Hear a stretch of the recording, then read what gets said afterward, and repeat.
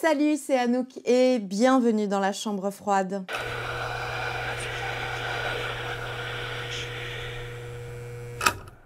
Dans cette vidéo un petit peu spéciale, je vais te faire une liste de films d'horreur et quelques autres petites recommandations idéales pour tes vacances ou tes week-ends d'été. Donc ce sera une vidéo ultra chill avec simplement des choses que je te recommande en cette période estivale. Et attention, ne sois pas frustré si tu ne pars pas en vacances cet été. Je suis vraiment trop contente d'être là. Je suis vraiment trop contente d'être là.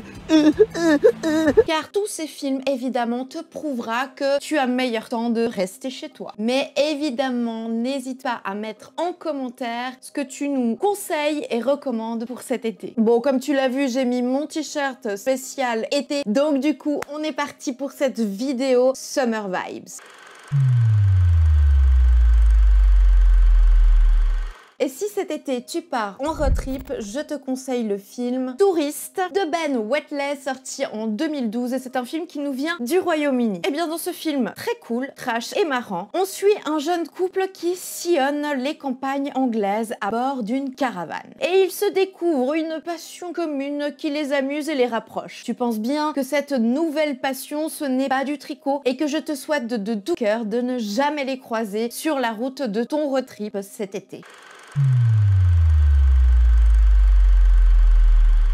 Et si cet été tu pars faire du camping, je te conseille le film Killing Ground, dont je t'ai déjà parlé dans cette vidéo, et il est réalisé par Damien Power, sorti en 2017, et c'est un film australien. Alors oui, ce film est ultra dur, flippant, et pour ma part, t'as compris, traumatisant. Il suit un jeune couple, de nouveau, qui font du camping sauvage, mais cette fois, ils seront la cible de deux gars complètement ouf et horribles. Je te le conseille si tu l'as toujours pas vu, car c'est un film haletant, très cool, mais très trash. Attention à un public averti, qui te fera passer des nuits blanches sous ta jolie tente.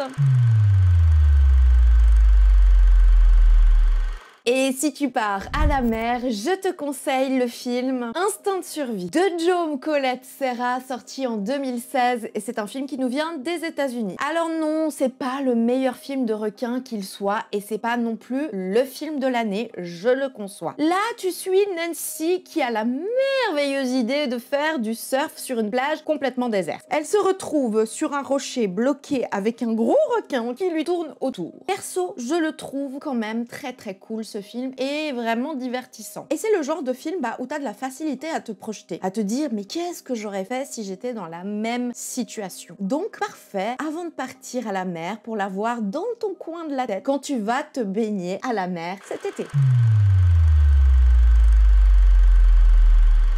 Si tu prévois de partir à une retraite spirituelle cet été, je te conseille le film Midsommar de Ari Aster, sorti en 2019, et c'est un film qui nous vient des États-Unis. C'est un film vraiment que j'adore, et c'est pas un secret que j'aime beaucoup les œuvres d'Ari Aster, et du coup, évidemment que je te le conseille très fort si tu ne l'as toujours pas vu. Ici, on suit une bande d'amis qui ont la super idée de partir en Suède pour fêter le solstice d'été avec une communauté aux apparences douce et joyeuse. Bon, et tu comprends très rapidement que c'est pas vraiment le cas et qu'ils auraient mieux fait de rester chez soi. De quoi te faire poser des questions avant de t'aventurer dans une nouvelle région pour te ressourcer. Et si tu décides de partir en randonnée avec des amis, je te conseille le film Le Ritual de David Bruckner, sorti en 2017. Et c'est un film qui nous vient du Royaume-Uni. Un film très cool et très surprenant. Je te conseille vivement de ne pas regarder la bande-annonce qui en dit beaucoup trop à mon goût. Ici, on est de nouveau avec une bande de potes qui, de nouveau, part en Suède et se retrouve pour une petite rando dans une immense forêt. Et évidemment, ils ne se sentent pas tout à fait seul. Une histoire qui te collera à la peau pour tes petites balades dans la nature. Je le trouve efficace et il fait très bien son taf, donc regarde-le avant de t'aventurer en forêt.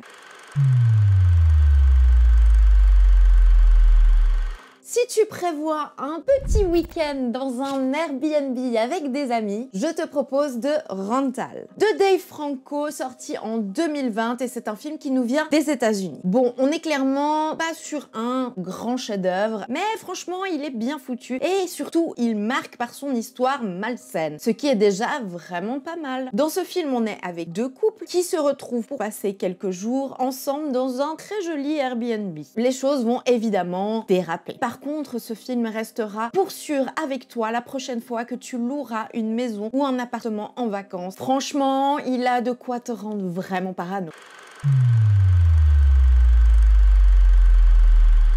Et si cet été, tu prévois simplement d'accepter l'invitation chez des amis, je te propose le film Speak No Evil de Christian Tafdrup, sorti en 2022, et c'est un film qui nous vient du Pays-Bas et du Danemark. Bon, déjà, je te conseille très fort ce film et non le remake américain qui va bientôt sortir. Même si je l'ai pas vu, ce film se suffit à lui-même et c'est un film incroyablement dingue, mais avec des scènes très trash pour un public averti, attention. Donc, dans Speak No Evil, on suit un couple avec leurs enfants qui partent revoir une autre petite famille qu'ils ont rencontrée les dernières vacances. Ça va, tu suis? Donc, ils débarquent chez eux et vont vite sentir une ambiance, comment dire, malsaine et chelou. Un film qui te fera évidemment bien réfléchir chez qui tu vas passer tes vacances et te dire qu'on ne connaît peut-être pas toujours suffisamment les gens pour rentrer dans leur intimité.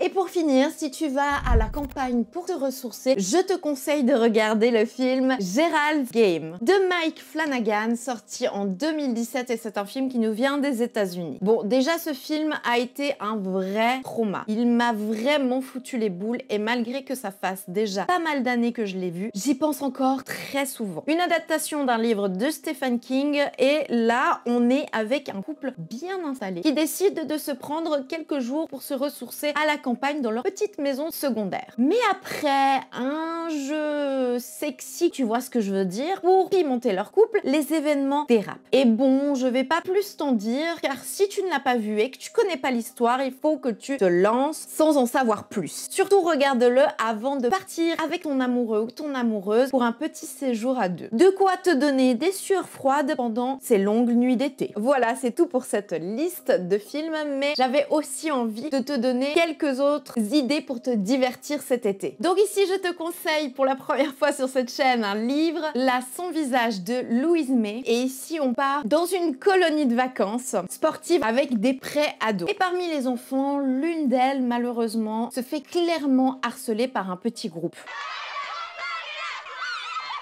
Mais c'est à travers le récit de Clara, qui est ni l'harcelée ni l'harceleuse, qu'on découvre son point de vue de l'histoire. Une perspective et un personnage très intéressant et plein de contrastes. Et pour info, il est très fluide et agréable à lire, et il fait environ 200 pages. J'ai un deuxième livre à te conseiller, mais je l'ai pas avec moi car je l'ai déjà prêté, Jean de Seinabu Sonko. Donc là, on est en plein été avec Panda, qui vit une période très compliquée. Entre son ami qui se fait mettre dans un centre psy et la perte de son job à la supérette, et entremêlé du désir de rejoindre le cabinet de guérisseuse de sa mamie pirate, c'est un été plutôt mouvementé pour elle. Mais heureusement, il reste Chico, son pote du quartier, à qui elle peut se confier. Bref, c'est un livre que j'ai beaucoup de peine à vous résumer, mais qui est vraiment incroyable et que je te conseille fort. En plus, il parle de thématiques ultra importantes, comme la santé mentale, les traditions,